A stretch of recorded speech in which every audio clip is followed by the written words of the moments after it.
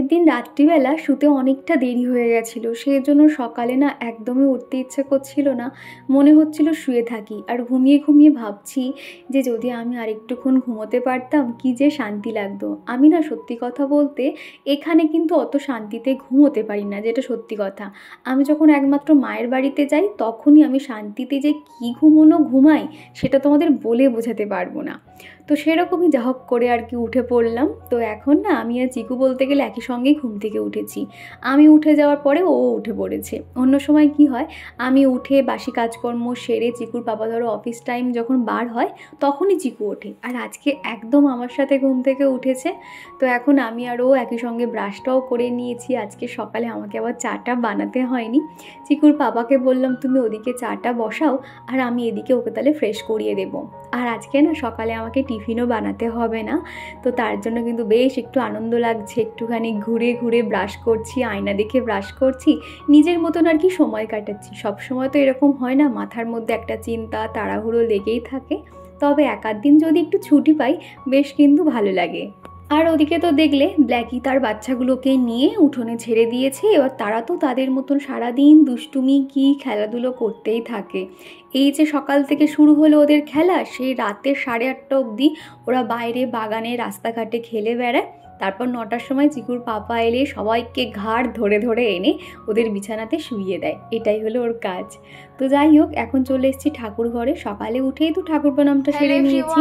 Good morning, কেমন আছো তোমরা সবাই? আশা করছি সবাই খুব ভালো আছো। আমি দীপা, আমার একটা ছোট্ট পরিবারে তোমাদের সকলকে জানাই অনেক স্বাগত, অনেক ভালোবাসা। ঘড়িতে এখন ওই 7:30 মতন বাজে আর কি। আজকের অনেক লেট করেই ঘুম থেকে উঠেছি, কেননা আজকে চিকুর পাপা টিফিন নিয়ে যায়নি, যার জন্য আমি একটু নিজেকে সময় দিয়েছি। সারাদিন তো শোয়া বসা হয় না, তবে সকাল টাইমটা একটুখানি যদি বেশিক্ষণ ঘুমাই তাহলে সারাদিন না একটা কাজ যেন এনার্জি পাই। মানে বিশেষ করে দুপুরের দিকে রাত আমার প্রচণ্ড পরিমাণে ঘুম পায়। তবে আজকে একটু বেশিক্ষণ ঘুমিয়ে নিয়েছি না, আমি কিন্তু এবার সেই রাত 11টা 11:30 পর্যন্ত কিন্তু এনার্জি নিয়ে কাজ করতে পারবো। তো যাই হোক, আমি এবার আজকে আবার না ওর পাপা ঠাকুর পুজোটা সারতে পারিনি, আমাকেই তো করতে হবে। তো সেই জন্য আমি ভাবছি একেবারে স্নানটা করে ঠাকুর পুজো সেরে তারপর আমি বাদবাকি কাজে হাত দেবো। আর কালকের ভিডিওতে আমার কোনো একটা বন্ধু বলেছিলে যে তুমি যখন পুরীতে গেছিলে তোমার তো খুব মুখে ট্যান ছিল, কিন্তু এখন সেগুলো তো নেই, তুমি কিভাবে রিমুভ করলে? প্রথমেই বলি, আমার তো প্রচুর পরিমাণে মুখে ট্যান পড়ে গেছিলো। আমি তোমাদের সামনে এসে কথাই বলতাম না, আমার নিজেরই ভালো লাগতো না। তোমরা খেয়াল করলে দেখবে আমি খুব একটা তোমাদের সামনে এসে কথা বলতাম না। তো এখন একটু একটু করে ট্যানটা রিমুভ হয়েছে, তাও কিন্তু আরও বাকি রয়েছে। চিকু চুপ করো, চিকু বকবক করছে। হ্যাঁ, তাও তো এখন ট্যানটা একটু রিমুভ হয়েছে। আর আমি সব সময় কিন্তু মানে স্কিন কেয়ার করতাম, নাইট ক্রিম মাখা, সানস্ক্রিন মাখা, ক্লিনজার, টোনার সমস্ত কিছুই করতাম। আর যেটা সব থেকে বেশি করতাম সেটা হলো এই যে সৌমিসের ক্যান অ্যাক্টিভ একটা ফেস প্যাক। আমার যেহেতু সেন্সিটিভ স্কিন, তার উপরে ড্রাই স্কিন, যার জন্য এই প্যাকটা আমাকে ব্যবহার করতে হয়েছে।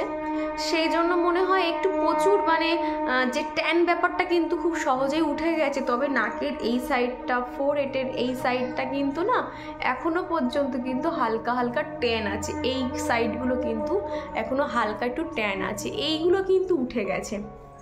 তো যাই হোক, এগুলো এখনও হয়তো আরও 1-2 সপ্তাহ সময় যাবে। ওখানে তো প্রচণ্ড মানে নোনা জল, যার জন্য প্রচুর ট্যান পড়ে যায়। আর আমরা সমুদ্রে গিয়ে 3-4 ঘন্টা যা পরিমাণে হুড়োহুড়ি করেছি, তো ট্যান পড়াই তো স্বাভাবিক। বিশেষ করে এখন আবার গ্রীষ্মকাল শুরু হয়েছে, বাইরের রোদ তো স্কিনে একদমই কেউ দেবেই না। সব সময় সানস্ক্রিন অ্যাপ্লাই করে থাকবে, দেখবে স্কিনটাকে প্রোটেকশান রাখতে পারবে, স্কিনটা ভালোও থাকবে। তো চলো আমি এবার এই প্যাকটা মেখে নেব, চুলটুলগুলো বেঁধে নেব, তারপর স্নানে ঢুকবো। তো তোমরা ভিডিওটা দেখতে থাকো, আশা করছি অন্য দিনের মতন আজকের ভিডিওটাও তোমাদের ভালো লাগবে। আর এখন করে প্রতিদিন সকালে খালি পেটে আমি আর চিকু 1 গ্লাস করে জল, তারপরে ড্রাই ফ্রুট খাই। আগের দিনকার ড্রাই ফ্রুট কিছু ভেজাইনি, এই একটা খেজুর আছে, এই খেজুরটা আর কি ভালো করে পরিষ্কার করে নিয়েছি। এগুলো তো বক্সে করে থাকে, একটা সাদা না ডাস্ট এর উপরে দেওয়া থাকে যাতে আর কি নষ্ট না হয় বা একটার সঙ্গে একটা লেগে না যায়, তো সেজন্য খেজুরটা ভালো করে ধুয়ে নিয়েছি। আর এখানে চিকু না খেতে চাইছে না, ওকে কিন্তু এক প্রকার জোর করে আর কি খাওয়াতে হচ্ছে। তো দেখো ও কী বলছে। না ঠিক আছে, মান্তা খাবি? বলে ইয়েস। তাহলে এসো, এটা নাও নাও নাও, এই নাও, অত রাগ করতে হবে না, এসো। বিকেলে তোমাকে পার্কে ঘুরতে নিয়ে যাবো ভাবি, এসো। কাজ আছে বাবা, আসো। নাও নাও, কেন নাও কেন? কি বলছো মুখে বল, আমি তো বুঝতে পারছি না কি বলছো তুমি। হ্যাঁ, চিকুর কত বাহানা দেখেছো। আচ্ছা ঠিক আছে, তুমি এসো তো, ভাল লাগে না, আসো। তার সঙ্গে কত বকবক করতে হলো যে বিকেলে তোমাকে চকলেট দেবো, চিপস দেবো বলে তারপর খেজুরটাকে খাওয়াতে পারলাম। তো এখন মোটামুটি খেজুরটা খেলে না মোটামুটি পেটটা ভরা থাকে, তো ভাবলাম আমি চট করে স্নানটা সেরে আসি। তারপরে মনে হলো স্নান করে তো ঠাকুর পুজো করতে হবে, অনেকটা দেরি হয়ে যাবে, সেই জন্য একটু ম্যাগি বানিয়ে ওকে খাইয়ে দাইয়ে দিয়ে যাবো।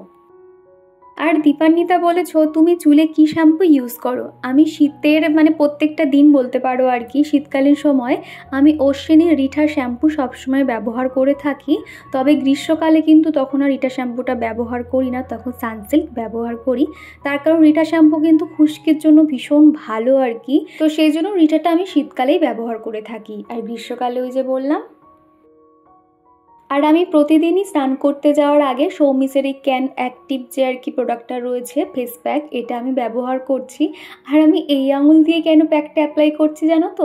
এই আঙুলের নখটা একটু ছোট মতন, সেই জন্য প্যাকটা লাগাতে খুব সুবিধা হয়। আর বাদ বাকিগুলো না একটুখানি সামান্য বড় আছে, যার জন্য ওই প্যাকটা ঢুকে যায়। তো যাই হোক, আমি দিনে মোটামুটি এই প্যাকটা 2বার ব্যবহার করি। এক রাত্রিবেলা ওই যে শুতে যাওয়ার আগে নাইট ক্রিম মাখার আগে মুখটাকে ফ্রেশ করে নিই, আর একে স্নান করার সময়। প্যাকটা এত ভালো, আমি যখন পুরীতে ঘুরতে গেছিলাম তখন কিন্তু এটা আমি দিনে 2 থেকে 3বার ব্যবহার করেছি।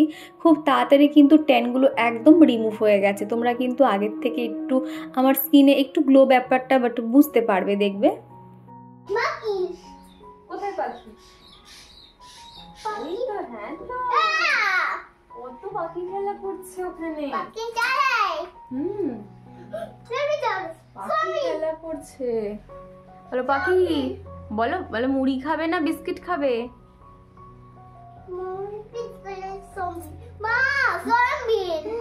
কোথায় জম্বি? জম্বি পোকা খাচ্ছে, ওরকম করছে। পালিয়ে এসো। ভাবি ওইভাবে পা দিও না, চেয়ারে উল্টে যাবে, ঠিক করে দাঁড়াও। জম্বি আসছে, ক্যাট পালাও।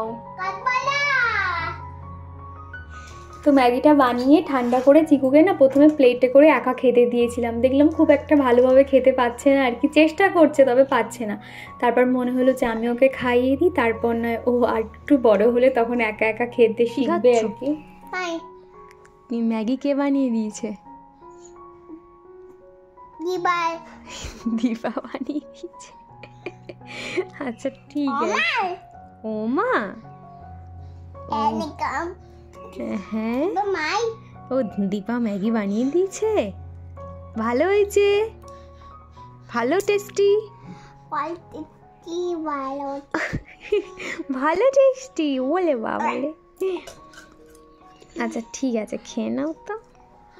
আর এখন এই যে স্নান করে আমি উঠোনে যে আকন্দ ফুলের গাছটা রয়েছে এখান থেকে ফুল নিতে এসেছি, ঠাকুর পুজো করবো আর কি। আর আজকে না অনেকক্ষণ ধরে আর কি স্নান করেছি, একটু ঠান্ডা ঠান্ডা জল লাগছিল, তবে স্নান করতে বেশ আরাম লাগছিল। তবে এরপরে অতিরিক্ত গরম শুরু হলে তখন ট্যাঙ্কের জলে আর স্নান করাই যাবে না, এত পরিমাণে গরম থাকবে। আজকে আবার বুধবার, তো ভাবলাম সেই জন্য শ্যাম্পুটা সেরে নিই। কালকে বৃহস্পতিবার, মানে তো প্রচুর কাজের প্রেশার থাকে, এতটাও সময় পাবো না যে শ্যাম্পু করব। আগে না আমি বৃহস্পতিবার শ্যাম্পু করতে নেই এই বিষয়টা না জানতাম না, তবে যখন থেকে শুনেছি বৃহস্পতিবার শ্যাম্পু করতে নেই তারপর থেকে কিন্তু নয় শনিবার কিংবা বুধবার বা রবিবার আমি এই দিনগুলোতে মাথায় শ্যাম্পু দিয়ে নিই। তো যাই হোক, এখন এই যে চলে এসেছি, মুখে একটু ক্রিমটা অ্যাপ্লাই করে নিচ্ছি। আমার স্কিন যেহেতু ড্রাই স্কিন, তার আগে একটু ময়শ্চারাইজার আর সানস্ক্রিন একসঙ্গে কিন্তু ডট ডট করে দিয়ে খুব ভালো করে ম্যাসাজ করে নেব। আর আশালতা কোলে দিদিভাই বলেছো, দীপা তুমি কিন্তু অনেক রোগা হয়ে গেছো, নিজের খেয়াল রেখো। হ্যাঁ গো দিদিভাই, আমি রোগা হয়ে গেছি এটা আমি বুঝতে পারছি, তবে না আমি কিন্তু খাওয়া দাওয়া করি, ওই যে সারাদিন আমি একটু রেস্ট পাই না বা ঠিক মতন ঘুম হয় না, সেই কারণে হয়তো শরীরটা ভেঙে যাচ্ছে। তবে আমি না নিজের যত্ন নেওয়ার চেষ্টা করি। তবে বুঝতে তো পারছো, একা সংসারে বা এই যে ঘর বাড়ি পরিষ্কার করা, সমস্ত কিছু মেনটেন করা একা হাতে তো ঠিকভাবে হয়ে ওঠে না। তাও কিন্তু এত কাজের মাঝে আমি কিন্তু নিজের যত্ন করতে একদমই ভুলি না। সংসারে তো প্রচুর কাজের চাপ থাকবে, তার মধ্যে কিন্তু নিজেকে সময় দিতে হবে, নিজেকে ভালোবাসতে হবে। আমি তো এই কথাটা ভীষণভাবে মানি এবং কাজের ফাঁকে ফাঁকে কিন্তু নিজেরও অনেক যত্ন করি, সেটা তোমরা তো দেখোই। ভ্লগ উইথ সুমি দিদিভাই বলেছো, হাই দীপা, আমার চ্যানেল অনেক দিন হলো বন্ধ করে দিয়েছি, এখন ভাবছি আবার শুরু করব, তো নতুন চ্যানেল খুলবো নাকি আগেরটাতেই কাজ করব, প্লিজ একটু বলো। তো প্রথমেই বলি সুমি দিদিভাই, তুমি যদি মনে করো যে হ্যাঁ তুমি ইউটিউব থেকে কিছু অন্তত করবে, তাহলে সেরকম মনোভাব যদি তোমার থাকে তাহলে তুমি নতুন আরও একটা চ্যানেল ক্রিয়েট করো, সেখানে 1 মাস তুমি চোখ বন্ধ করে আর কি ভিডিও দিয়ে যাও। সে তোমার ভিউজ থাকুক আর নাই থাকুক, তুমি 1 মাস যদি কন্টিনিউ কাজ করতে পারো, সেখান থেকে তোমার একটা না একটা ভিডিও কিন্তু ভাইরাল হবে। ওই যে ইচ্ছে হলো নতুন আরও একটা চ্যানেল খুললে, সেক্ষেত্রে কি হবে জানো তো, তোমার সময় নষ্ট হবে বা তোমার নিজেরই তুমি ভেঙে পড়বে। সেই জন্য বলবো নিজের মনকে সেভাবে আর কি প্রিপেয়ার করে তুমি একটা নতুন চ্যানেল ক্রিয়েট করো এবং সেখানে কাজ করো। আমি কিন্তু এই যে চ্যানেলটা তোমরা দেখছো, এটা কিন্তু আমার সেকেন্ড চ্যানেল। আমি কিন্তু এরকম 1 মাসের আর কি চ্যালেঞ্জ নিজের কাছে নিজে নিয়েছিলাম, তারপরে কিন্তু তোমরা তো সমস্তটাই দেখতে পাচ্ছ। আর এদিকে তোমাদের সাথে কথা বলতে বলতে ঠাকুর পুজোটা সেরে নিয়েছি। এখন তুলসী মঞ্চটা ভালো করে জল দিয়ে ধুয়ে দিয়ে ঠাকুর প্রণাম সেরে নিচ্ছি। আর এরই মধ্যে একটা ভীমরুল কোথা দিয়ে এসে আমার মুখের কাছে এমন আওয়াজ করলো না, আমি তো ভয় পেয়ে গেছি, এই হয়তো কামড়ে দিল। কেননা বলতাম মৌমাছি ভীমরুল দেখলে আমার প্রচুর পরিমাণে ভয় লাগে। ছোটোবেলায় একবার ফুল তুলতে গিয়ে বলতে এমনভাবে কামড়ে দিয়েছিল, আমার পুরো জ্বর চলে এসেছিলো। তো সেখান থেকে এই সমস্ত দেখলে না আমার খুব ভয় করে।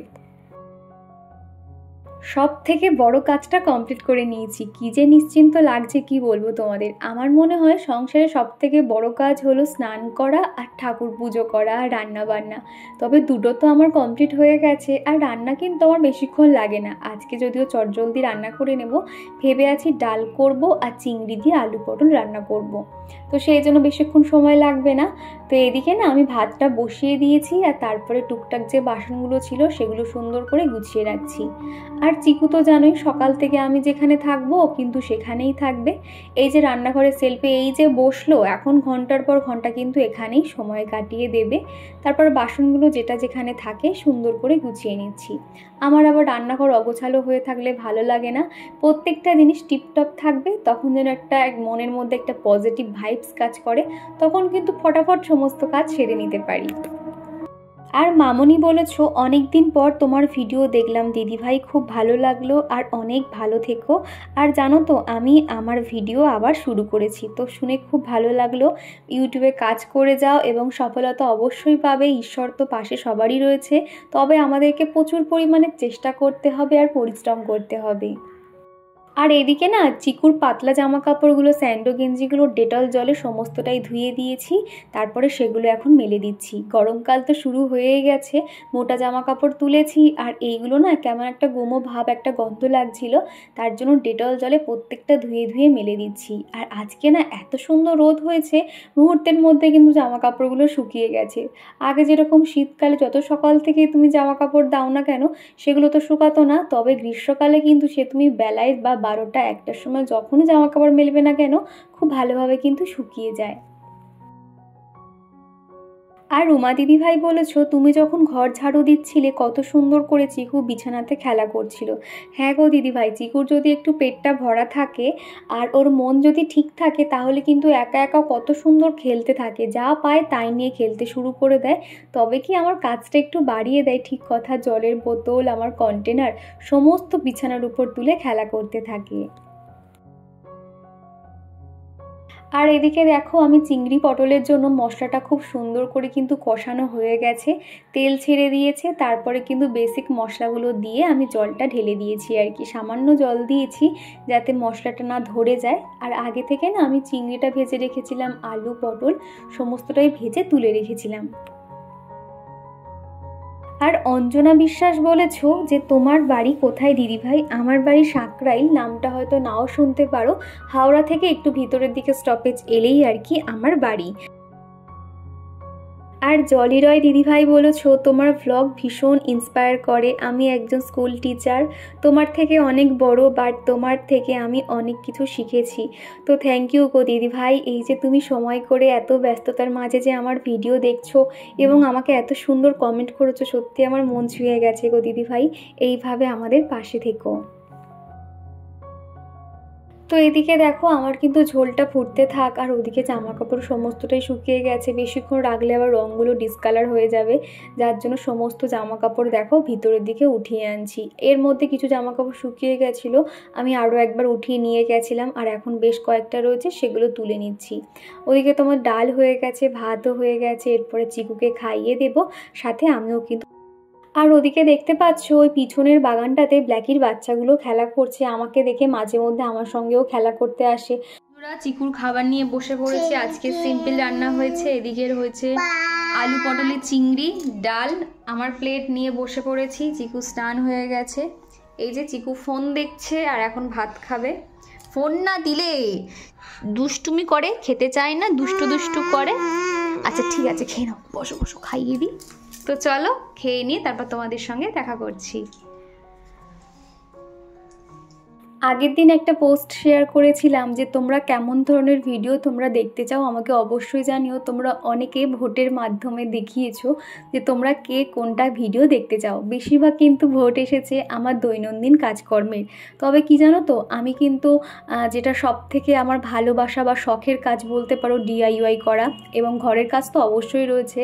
তবে আবার এটাতেও অনেক ভোট এসেছে যে যাতে তোমাদেরকে আমি কিছু ডিআইওয়াই শেয়ার করি। তবে এই বাড়িটাতে এসে না আমার কাজ কিন্তু প্রচুর বেড়ে গেছে গো।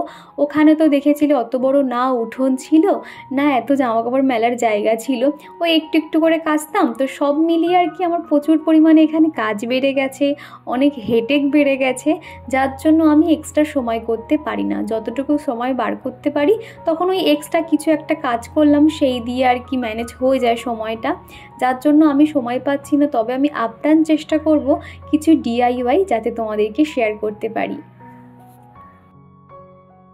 তো এখন মা ছেলেতে মিলে খাওয়া দাওয়া শেষে কয়েকটা থালা বাসন পড়েছিল, সেই জায়গাটা এখন মুছে নিয়েছি আর বাসনগুলো এখন মেজে নিচ্ছি। আর আমি প্রত্যেকবার যতবারই আর কি থালা বাসন মাজা হোক না কেন, ওই এঁঠো জল তো এদিক ওদিক ছড়িয়ে ছিটিয়ে থাকে, আমি প্রত্যেকটা জায়গা কিন্তু এইরকম স্কচ ব্রাইট দিয়ে ঘষে শুকনো কাপড় দিয়ে একটা মুছে নিই। আর মৌদিদি ভাই বলেছো দীপা তোমার সমস্ত স্বপ্ন পূরণ হবে, চিন্তা করো না।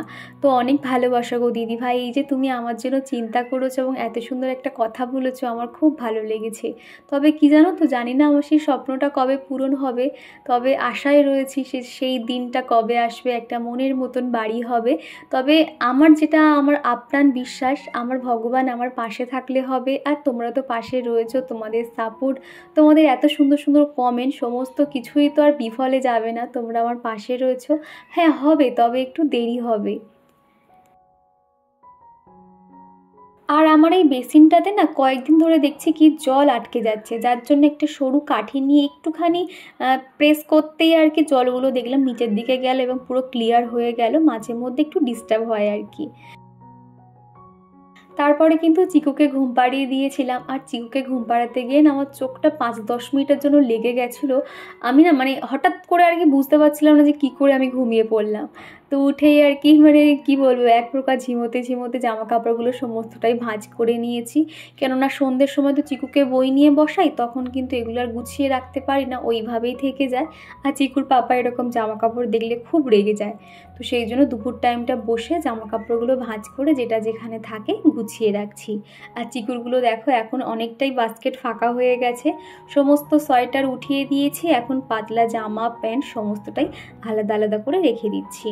আর কালকে যেহেতু বৃহস্পতিবার আছে, আমি তো সময় পাই না আলতা পরা, হয়তো কোথায় ভুলেও যাব, সেই জন্য দেখো বিকেলে বসে বসে একটু আলতা লাগিয়ে নিচ্ছি। আলতা পরতে তো খুব ভালো লাগে, তবে শীতকালে আমার পা ফাটার সমস্যা ছিল বলে আমি শীতকালীন কিন্তু একবারও আলতা পরতে পারিনি, তবে শীতটা একটু কমতেই আবার আলতা পরা শুরু করে দিয়েছি।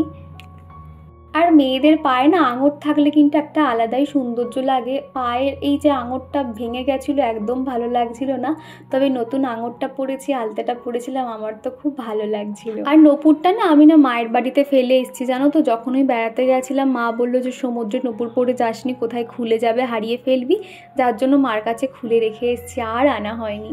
তো যাই হোক, চলো বন্ধুরা, আজকের ভিডিওটা এই পর্যন্ত রাখছি, আবার দেখা হচ্ছে নেক্সট ভিডিওতে। টাটা।